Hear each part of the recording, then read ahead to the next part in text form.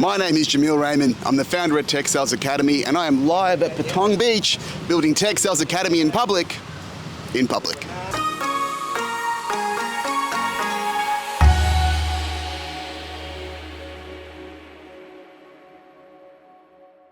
Welcome to episode 3 of Building Tech Sales Academy in public.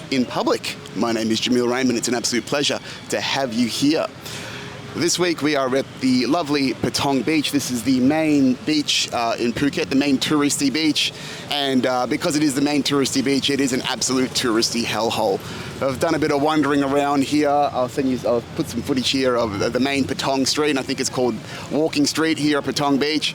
And man, it is just all of the worst parts of being a tourist in an overseas country. You know, there's just fake shit everywhere. It's just bars, it's fake bags, it's fake clothes, it's fake people, it's bogans. It's just, the vibe is off for someone like myself. I'm way past this sort of shit now. Like, it's just weed shops, alcohol, all of the, all the low vibe stuff, all the things, when you're in your 20s and stuff, yeah, sure, it's a bit of fun, but now that I'm 33 and mentally somewhere between 3 years old and 10,000 years old, or the infinite wisdom of the universe, you're just over it, and you're just like, this is not for me anymore. But nonetheless, I'll probably be back here because I'll come back here at night when people are getting loose, because that is good content, baby, undeniable. So, what's been happening in the world of Tech Sales Academy since we last caught up? This is the first episode that I've done before I launched the actual first couple of eps, and I have to say the feedback and the support has been absolutely fantastic. I was pretty scared and a bit afraid to be putting myself out there quite legitimately and authentically on camera for you, the good people. And the feedback has just been, everything's been great. It's been so fantastic, so lovely, messages of support. People are resonating, right? The vibe is the tribe. It's really heartwarming to have people that, to make me feel like I'm heard. And I think that's just because everyone struggles and strives to find their own voice and put themselves out there authentically. And I think people sense, there's always this thing in vulnerability. When you are vulnerable, when you are openly yourself, when you dare to expand who you are and really stand a ground for what your identity is and what you stand for, that can feel scary, particularly in a culture. A lot of Western cultures, particularly like the English and the Australians, have tall poppy syndrome. And there's a lot of cultural apathy that holds ambition down and holds originality and authenticity down, because most Western cultures have been taught to be straight-laced and, conservative, Catholic-y, Anglo-Saxon shit, right? But we're changing away from that. And, people, the collective, the conscious good people that are watching this, we're trying to break through those stereotypes and become our authentic selves. And we're trying to, just find that path within and feel strong about stepping into our power. So if I can be an example to others in doing so, amazing, love it. And I just want to say thank you so much to all the people that have sent messages of support. It's going to be a lot of fun. As I evolve into this process, I definitely get more excited about the creative outlet that this could be. Because realistically, before I was a good tech seller or a technologist, I was a creative. I was a musician. Music was my first love. I wanted to get into advertising originally before I got into sales. Always been funny. So I definitely want to throw those elements into what I'm doing here. And that's what's really exciting about building. Now that a lot of the hard, boring building work is out of the way, I get to be fun, I get to be creative. And because I genuinely don't mind being a fool. I don't give a shit. Like, I don't take myself very seriously at all, clearly, given the fact that I'm just romping around in public here and just talking some mad shit. Yeah, like, we're gonna do some fun, wild, weird shit. It's gonna get weirder and more wonderful. And that's gonna be a lot of fun, right? Is that I have to make this brand fun. I did not quit corporate to not have fun in my day, in my life, and not be that straight-laced, oh, how are you, sir? Not that I ever was, but we all know that soul-crushing feeling of being in corporate. So since since we last caught up, how is the community growing? What are the new initiatives that we've got in Tech Sales Academy? So since we launched, I think we've added about another 10 or 15 members. I've got I think we had 85 at last count, which is fantastic. I also got one new paid member for Tech Sales OS. G'day Jordan, welcome to the community, buddy. Appreciate your work. So things are growing. Plenty of green shoots. Very excited about where the direction of the organization is going. One sec.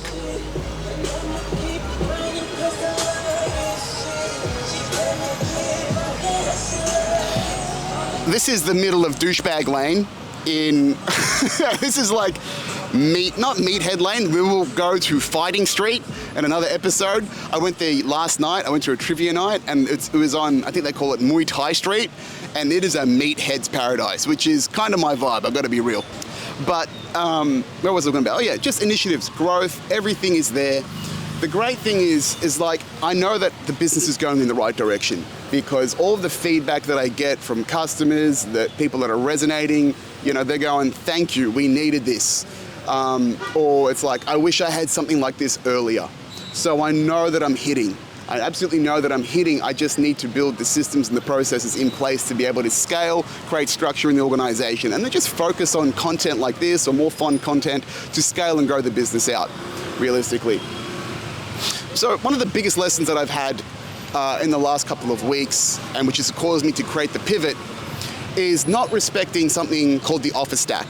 And what the offer stack is for the builders out there is when you are building a digital presence or a brand and you're trying to build a product stack, you basically want to go in this order when you're building an offer. You want to start with a lead magnet. And what a lead magnet is, it's a bunch of value you provide to customers to draw them in, to give you an email and opt in. And opt into your nurturing, not opt into a newsletter, not opt into a community like what I'm doing here. So with a lead magnet, you probably, if you're in sales, you probably would have created some of these yourselves. Maybe you've had webinars or something like that. Usually marketing sucks at creating great lead magnets. Corporate marketing sucks. In the solopreneur space, in the digital entrepreneurial space, people are a lot better at it because they can create the products themselves and don't have to rely on marketing, on communications, and they know what the value is of their ideal customer persona. So that first part is, for me, the lead magnet is going to be the free tech sales community, because in there is something called the Tech Sales Mentorship. I've just changed the name. And the Tech Sales Mentorship is over 20 lessons, probably about 6 hours worth of lessons. That is the first version of Tech Sales OS, which is the signature course, which we'll get to in a sec. So that, I should be marketing that more often and getting customers, people engaged in the content that I've got there, because it's really good stuff, the videos that I've got in there. It is literally the first version of me doing Tech Sales OS, waxing lyrical podcast style, and literally just giving you just spoken word versions of the lessons. So it's not like I'm hiding anything behind a paywall. You're just getting a more polished setup. How you doing, sir? This guy's just recording me, recording you, recording to you guys. So, yeah, we start there with your lead magnet, and that is to draw in leads and draw in business. From there, you should do a low ticket offer. And a low ticket offer is generally something around or below the $250 to $300 mark. And the reason why you do that is because that's an impulse buy. Generally, when it comes to digital marketing, anything below the $249 mark USD is considered an impulse buy. People will, take a chance on that product, and it's a low barrier to entry to generate revenue. And for me, that is the Account Executives Toolkit, which is what I'm developing right now and just got the product for. But where I made the mistake was I skipped getting a quality lead magnet and the low ticket offer set up first before I committed to building Tech Sales OS, which is my high ticket offer. But generally, if we're in the course creation space, which is where I'm at, a low ticket course is the $249 and under, and then a high ticket is $249 and over. And with a high ticket offer, you generally need to provide a degree of value up front to show why you're worth an investment, because that's a significant investment. Most people don't have up to $1,000, potentially more, just to splash in a course, and they can't really, it takes a high degree of trust, or you really have to hit them hit the customer like a lightning bolt for them to impulse buy that sort of stuff. Now, with Tech Sales OS, I actually have had customers that have impulse bought without necessarily seeing a lot of value from me and a lot of justification for who I am. Usually that value is some sort of free training, some sort of narrative behind what you do. How you doing, buddy? Again, I really got to put like a second camera up here. A bit of training, a bit of value up front to show, hey, this guy knows what he's talking about, he's got a bit of authority, he's got some social proof. You can replicate that to a degree in a good landing page, which is the main sales page for your course. And that's what I had done. The people that have bought my course, they weren't on any of my email lists. They were just complete randoms that sort of just popped up, bought the course, and God knows if they'll ever use it, but they bought it, and that's fine by me. So, yeah, that's how the structure of it goes. You can't really impulse buy, particularly where I've made the mistake is focusing on the high ticket course and ignoring the first two, the lead magnet and the short course. And that was because I was so focused on the concept of the idea of Tech Sales OS being this complete technology sales education that I was pretty stubborn and hard-headed about where I wanted to take the vision of the business without respecting the pathways to get there. I thought, by taking this big swing and putting this high-ticket course out, putting tons of hours of value and content in there, people would be like, whoa, this is amazing. And they would just all buy it and would just be rich and everything would be okay, right? Delusions of grandeur. But that's not the case. It wasn't the case at all. And I understand that and I appreciate it because particularly for my target market, which is more early in career sales, but anyone of any experience in tech sales can benefit from what I'm doing here, particularly if you're an account executive or an account manager. Again, I mentioned this last week, they're not problem aware. And also, when you are early in your career, you're not making that much money, and what could potentially be up to $1,000 purchase in Australian dollars is a lot when you are young, and you were probably barely, that could be like 2 weeks worth of pay for some people, depending on what role you've got, especially if you're entry level or early in career. So I understand it's a significant investment. And particularly with going with a more global presence, my course is nowhere near affordable for any account executive that's in most of Asia. Right? I have to really just focus on the Western markets who have the most disposable income and who can afford my course the most. And realistically, I do need to come down and retarget the Australian market because it is heavily underserved and it is the closest reflection of my ideal customer persona, which is me 6-7 years ago trying to get my start into B2B tech sales, right? And again, the feedback that I've gotten from a lot of the customers that have bought recently, they are Australian early in career tech sales. They're like, man, where were you 2 years ago, 3 years ago when I started and I really needed this. And that's exactly what I want to hear. That's how I know things are working, things are going in the right direction. So how I've pivoted as a result is that I've spun out a bunch of the content that used to be called the Top 1% process, which is my end-to-end account management and tech sales process, and I've spun that out into the Account Executives Toolkit. And that course now, I just finished it over the weekend, is value-packed. It is dense, it is punchy for $250. Holy shit. You are literally getting my $30 million sales process, end-to-end, documented, mindset, systems, daily actions, a lot of inside juice of what it means to manage a portfolio of customers. So by packing a heap of value into that and watching that absolutely slap the way I'm sure it will, if I get to one course sale of that at $249, if I sell one of those courses, then we're in the clear, my friends. I sell one low ticket course a day. That's about $7,500 US worth of revenue, because that's $249 US. You convert that to Australian dollars, that's about 10, 11K at the current market. If I make $10,000 a month in this business based on my lifestyle here in Phuket, I am living like a king, right? That's the whole point why I came here in the first place, is to go, oh shit, the criteria for success and a great lifestyle is much lower here than it is in Australia. So that's the way forward now. So what does that mean? What does that look like over the next week or two? Course is done. I've got the package there. I have to build the website and develop the sales funnel. The sales funnel's easy. It's just really a sales page, because at a $249 price point, that is an impulse buy. So literally I could just have a sales page, a video of what it's about, some testimonials from other students, and then people will go, yeah, this seems like there's plenty in this to go, I'll give this a crack. I mean, for $249, for how woefully underserved the tech sales market is, anyone in tech sales could have a crack at that and be like, you're gonna learn something. You're gonna learn easily something that's gonna make that worth your while. I guarantee it. So now that I've got this level of conviction and belief in the product, because I know that this is my best stuff, I can confidently sell that with conviction out in the market. That's what I teach in the course, is that you need to sell with conviction and belief. Not to say I didn't believe in what I was doing with Tech Sales OS, and I still do believe in that product, absolutely, and people have bought it. But to really hone in an offer that is more aligned to my target market at a price point where customers, it's a fantastic entry point of value into the quality, the paid content, the quality content of what I've got at Tech Sales Academy. So that's really exciting.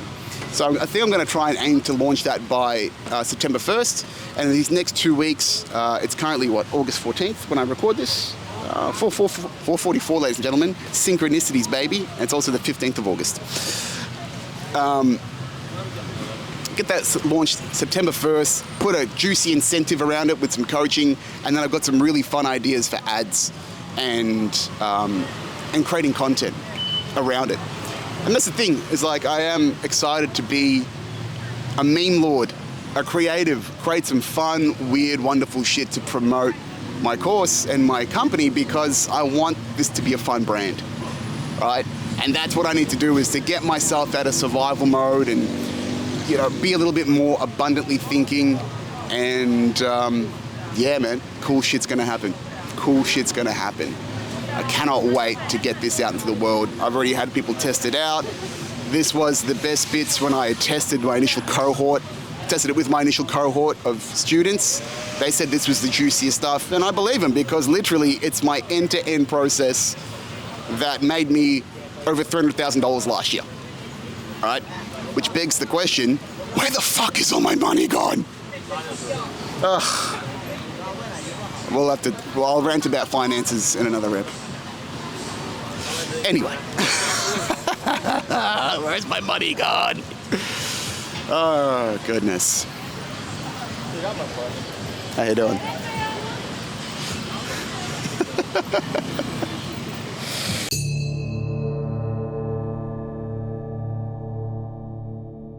So something that I thought was worth talking about in this episode is anxiety.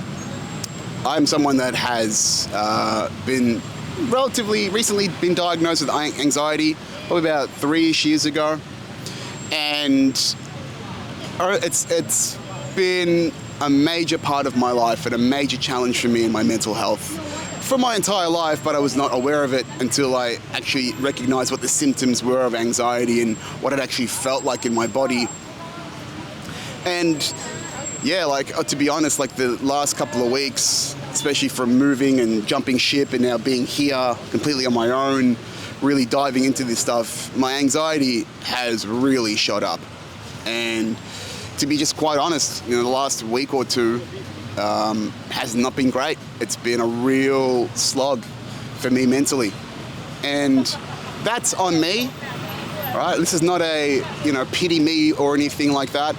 I've gotten pretty good at managing my anxiety over the years by learning a various amount of tools and whatnot to regulate my nervous system, understand when I am dysregulated, knowing not to trust my mind when they are stormy, when I have the clouds in my head, and be a lot more mindful. Mindfulness is an essential tool to managing anxiety, and we'll do an entirely different segment in that in a later episode. But yeah, what does anxiety feel like to me? Anxiety comes mostly in my chest, around my heart in particular. And what I've discovered my anxiety to come from is from a lot of childhood trauma and living and being raised in a very emotionally unstable household. I was an only child basically until I was 12 years old, in not the best conditions of emotional stability. Parents fought a lot when I was a kid, but most of my anxiety, how it manifests in my body as tightness in my chest, racing thoughts, overactive thoughts. I'm a serial overthinker. Literally, my podcast is called The Binge Thinker because I have so many thoughts in my head going at the same time. And for me, managing anxiety and living with anxiety is just something that I'm going to have to deal with for the rest of my life. And it's particularly challenging to have anxiety and put myself in a position that I have, because it really, how do I put this? Most of my anxiety comes from a fear of the future, a fear of insecurity in the future. Because I am overthinking so much and always thinking 3, 4, 5, 6 steps ahead, that's a double-edged sword. It works fantastic for me as a salesperson because I'm able to anticipate needs, because I'm very attuned to other people's nervous systems as an empath, and I understand the nature of anxiety in other people and can sense it in them really well. But then when I am put in these distressing situations like, oh shit, I'm running out of money in a couple of months, or just being not in the safety of what a consistent paycheck provides, then I find myself dysregulated a lot, pretty often. And what I've found whilst being here is an increased level of dysregulation because essentially I'm locked in. I have no distractions to life except the work that I'm doing here, which sounds cool in some ways, but it's just outward work. It's just I'm yanged out. What do I mean by yanged out? So yang in the yin yang, right? The yin yang logo, which is the black and white logo with the spinning things. Yang is the masculine outward energy, right? That is us pushing into the world. So that outward breath, that push, that, drive, direction, that is essential to me as a man. But there is a point where you just overwork and exhaust yourself. And when you do that, you just have to rest and recover, and that's where overwork comes in, and that's where burnout comes in. And I'm very prone to burnout.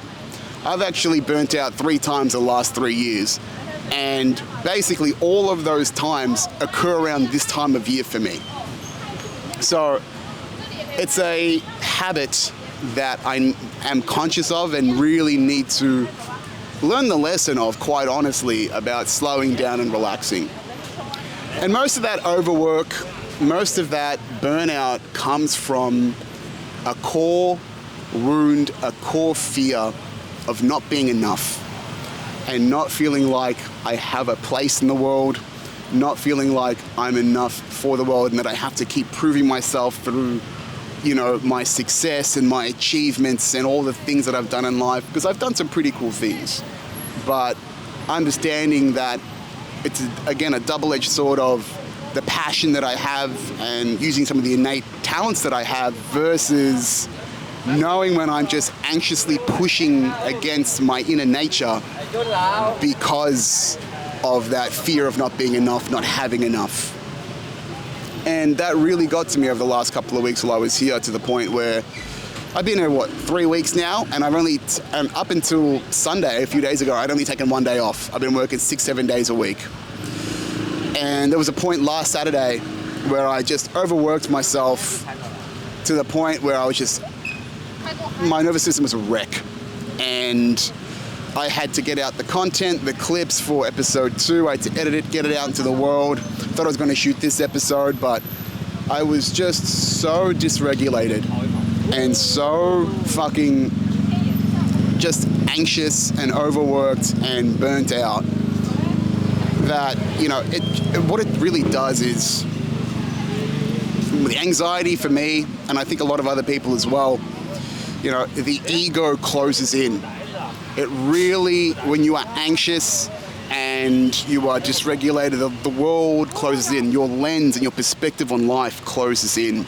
And it becomes increasingly just about you and your problems, and you lose perspective on the world. You forget about the outside world.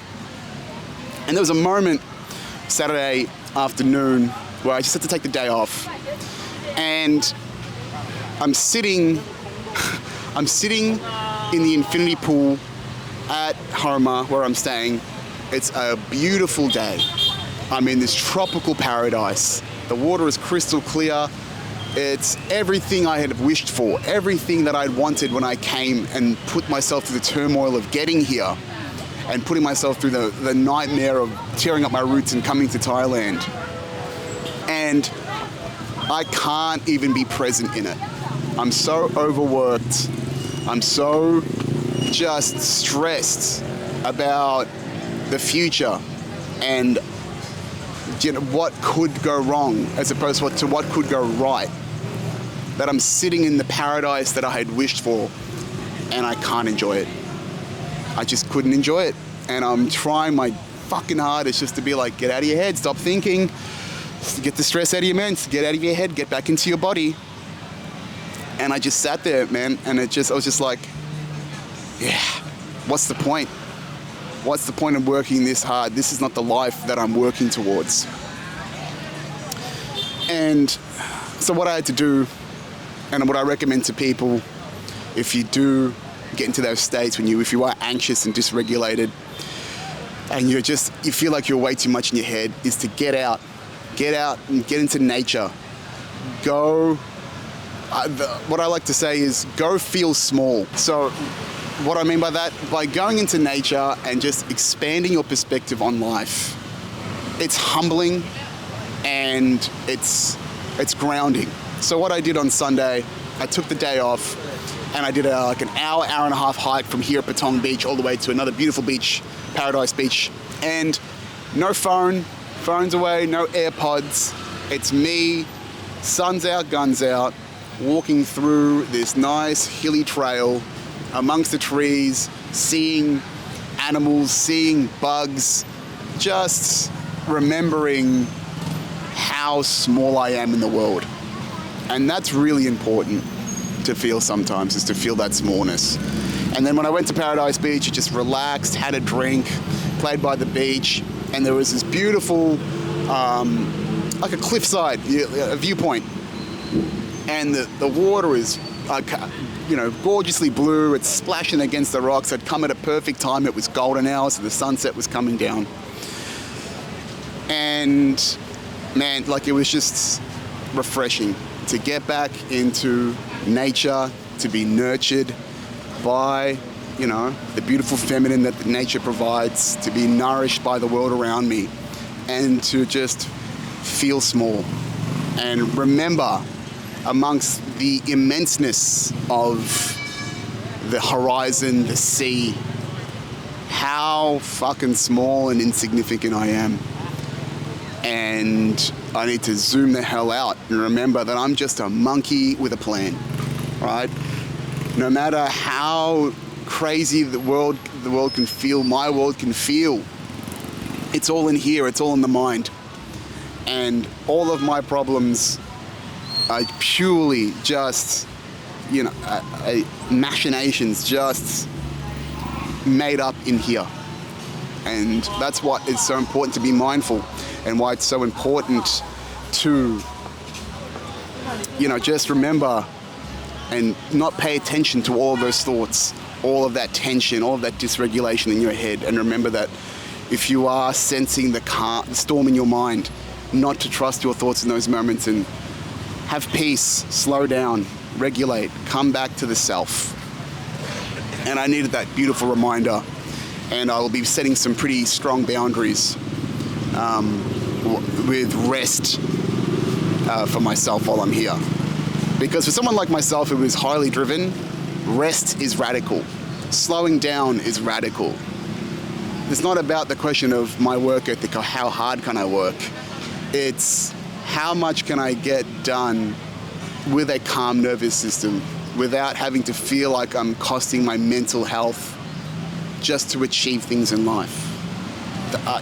That's anyone's measure of success, and should be, really, is that we shouldn't be living these hyper-productive lives for the sake of profitability of whatever it may be. For what?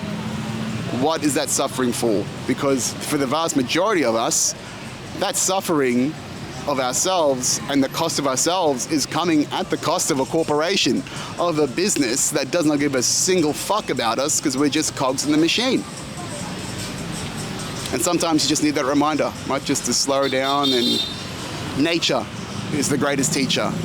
Nature gets everything done and they are in no rush. They are in no worry. Nature recognizes the seasons and has seasons of work and rest, and the 4 seasons of the winter, the spring, the summer, the fall.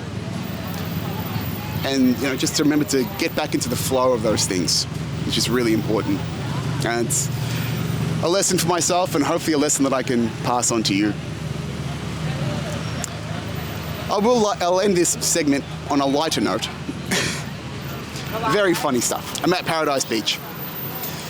And Paradise Beach is to get to Paradise Beach, it's a pretty steep walk down, and they give you a free shuttle bus up and back. So it's the end of the day, I'm heading back in, I get on the shuttle bus, and I haven't talked to anyone whilst I'm there, right? I'm just chilling out, minding my own business. So I get into like this tuk-tuk thing, it's got 2 bench seats and people are facing each other, and this Kazakhstani guy, right? This Kazakhstani dude just looks me straight in the eyes and goes, "You look like Moana." I'm like, what the fuck? Moana? Right? I mean, like, I get it. I understand. Like, I do look kind of Hawaiian, and I've been called Hawaiian and Mexican and all that sort of shit before, but Moana? Moana's the little girl. If anything, I should be Maui, right? And just the gall of this guy, this fucking, he looked like one of Khabib Nurmagomedov's, whatever his name is, one of Khabib's fucking failed cousins, right? This failed Dagestani UFC fighter who looked like he had about 7 words of English to his name, and he's used 4 of them to roast me to my face within 10 seconds. Like, what the? Like, what was he doing? And then it was even funnier. He goes, he's got his brother is sitting next to me, and he goes, "Take picture." I just go, all right. I put my arm around this guy's hand, and the Kazakhstani dude just takes a random photo of me with his brother, and apparently I'm Moana. And I'm like, I was like, I think Moana is the chick, right? Like, which one? I can't be the chick, so which one am I?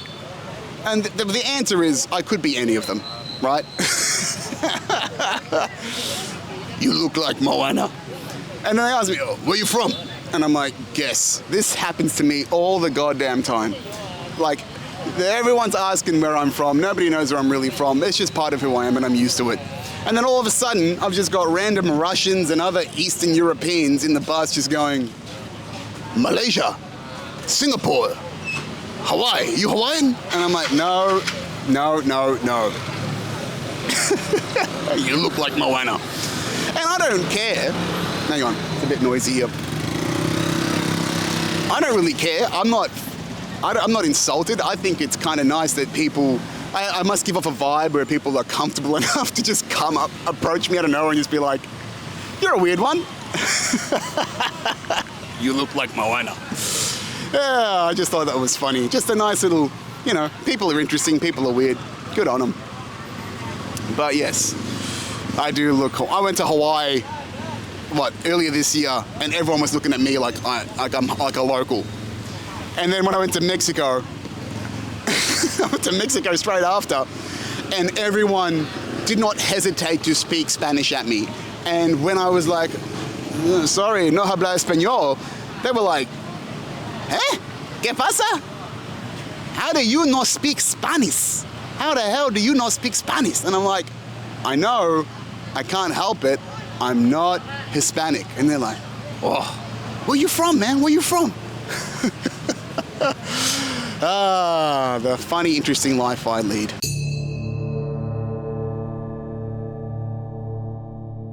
The last thing I wanted to cover off today, and I'll keep this a bit shorter, is my transformation and awakening. I did allude to it a little bit last week, and that's piqued of interest in a few people.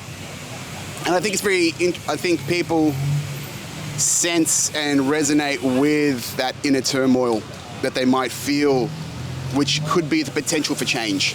And I want to dig into what led me into that point, so if you do resonate with it, you understand the signs of what you should be doing or what could be next for you. All right, is that I had my awakening November 30th, 2019. And in the lead up to that, in the months preceding that, I was not in a good way mentally. I was in a relationship, almost a 10-year relationship that I was not happy in and hadn't been happy in for years. I had just been betrayed by some people, some managers, and was sort of pushed back in my career progression at Telstra thanks to a restructure and I think some career limiting moves that were made by me for speaking up for my rights and the rights of other account executives at the time. And I just had been living, I wasn't aware, but I was living with so much anxiety and a lot of internalized shame about so many things in my life up until that point.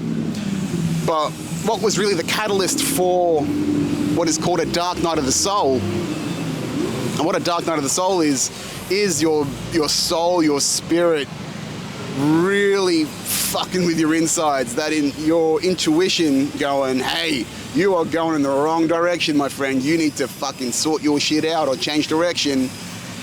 It was tearing me up for months. And what had been eating me up was a lot of those tough times. That year was rough for me. I was overworked by a manager that kept dumping shit on me because it made their life easier. They had promised me a promotion if I had taken on a lot of difficult customers.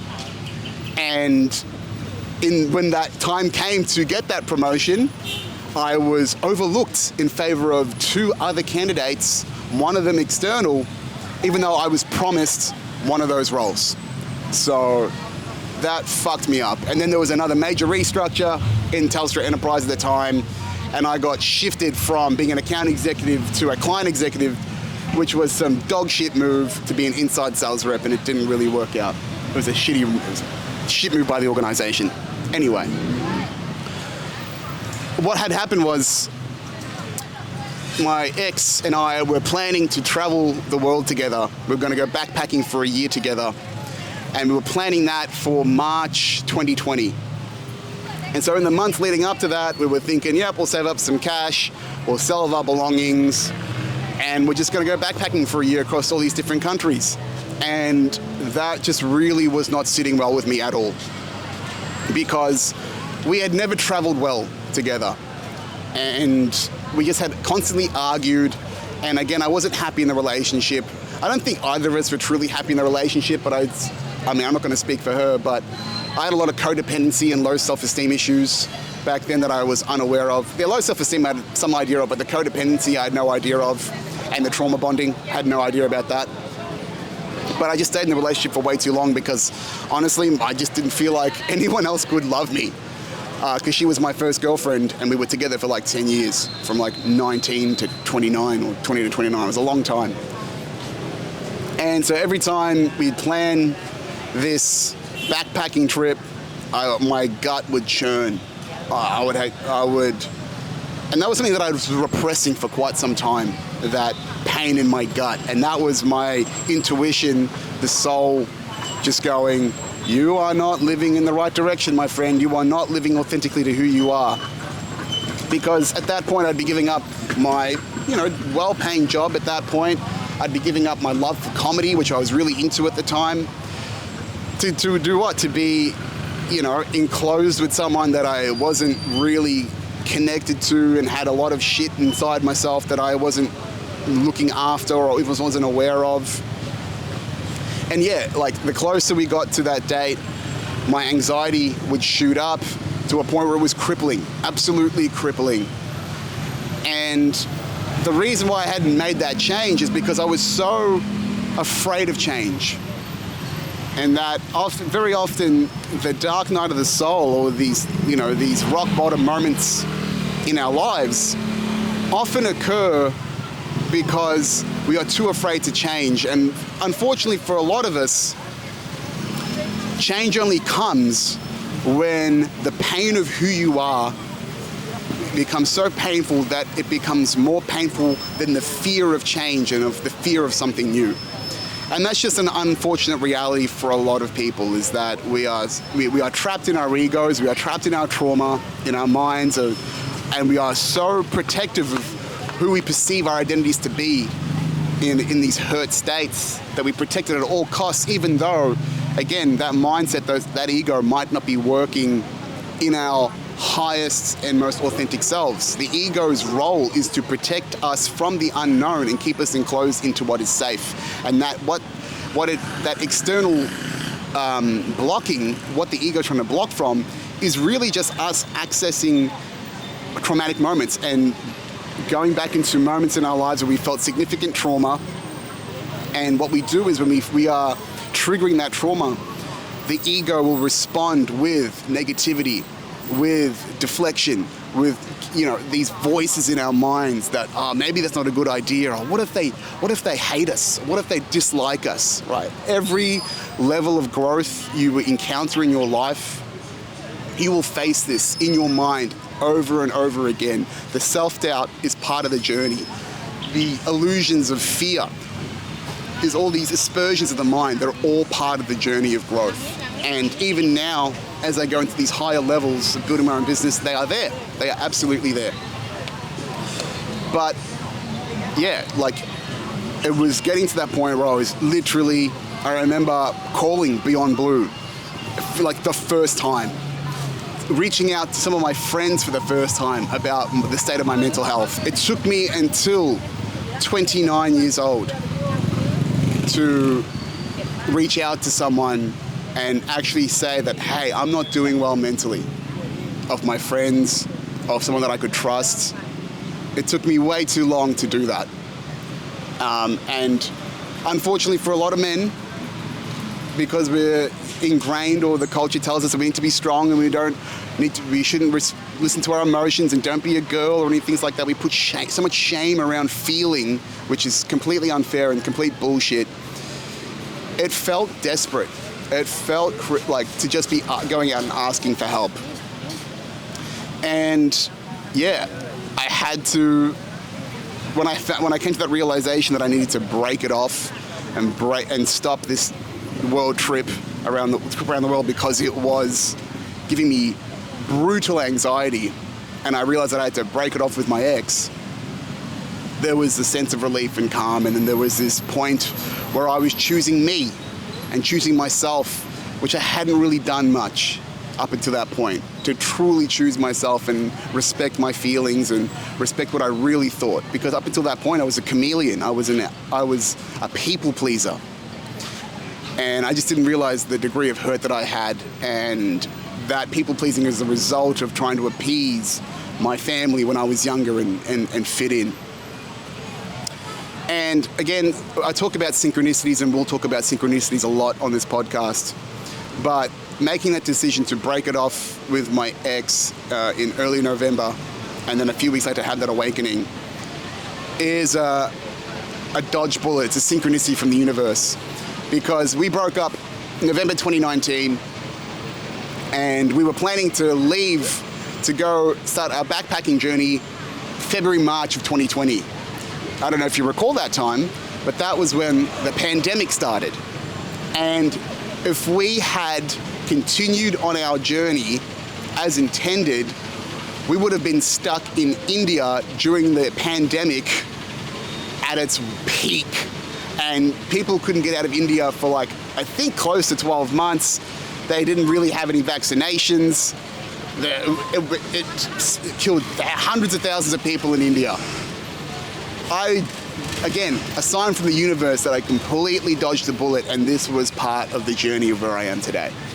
Right? Is that when if you hear a lot of celebrities or a lot of champions or athletes, and they tell you, hey man, it's been a wild journey, but I wouldn't have changed anything to get here. I totally understand where that comes from, is that once you go down this path of self-individuation, you recognize that there is this journey, that's this path that you're being put on, and the best way forward is to relax into it and trust the universe.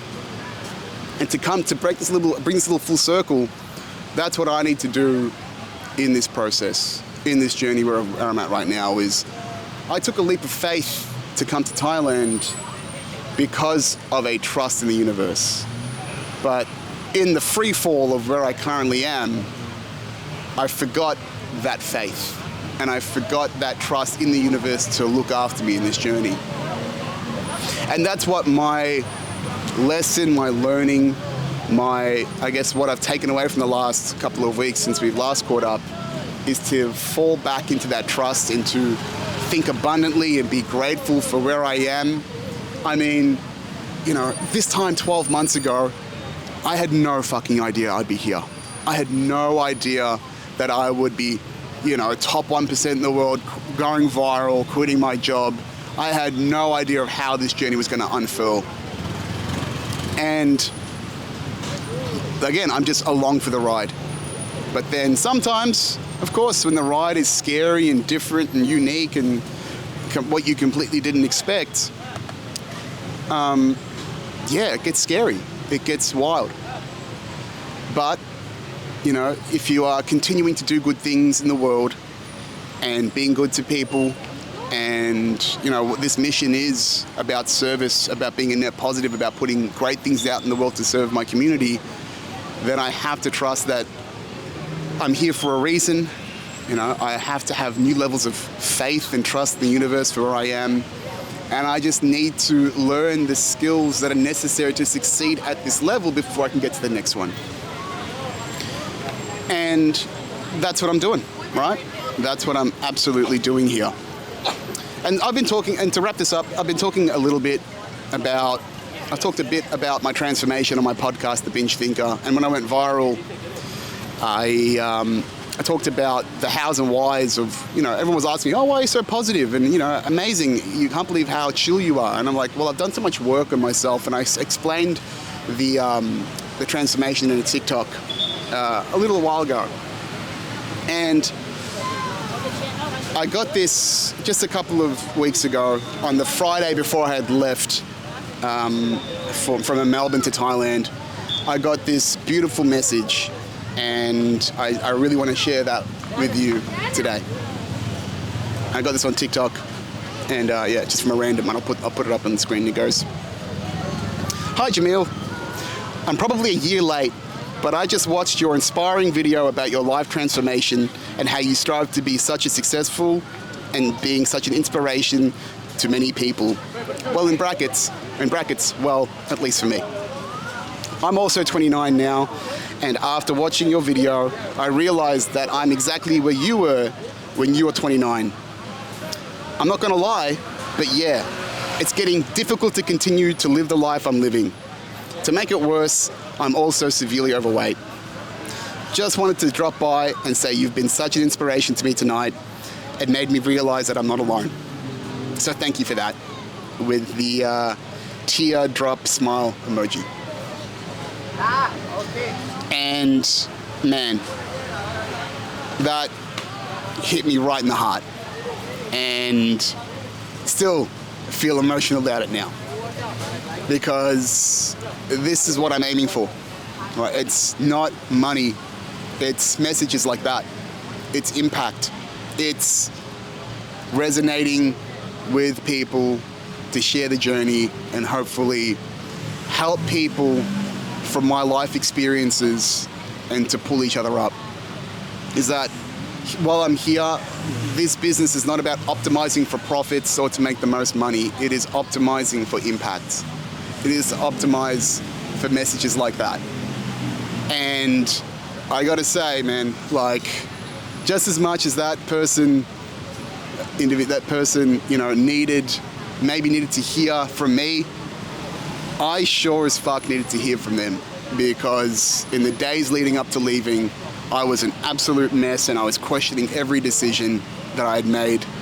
And, this is crazy. Why am I doing this? And then I get a message like that. And yeah, I needed to be reminded of the why. And it's beautiful, right? Is that fun fact, I'll put it up here, is like the first version of Tech Sales Academy was actually called Impact Sales Academy. Because that's what it always was about. The absolute first version, the first idea of Tech Sales Academy was actually supposed to be an independent technology advisory for not-for-profits, based on the work that I'd done with various not-for-profits, Save the Children and Mari Stopes, and loving creating technology solutions for impact and to help the community. And then it evolved into Impact Sales Academy, and now it's moved into Tech Sales Academy.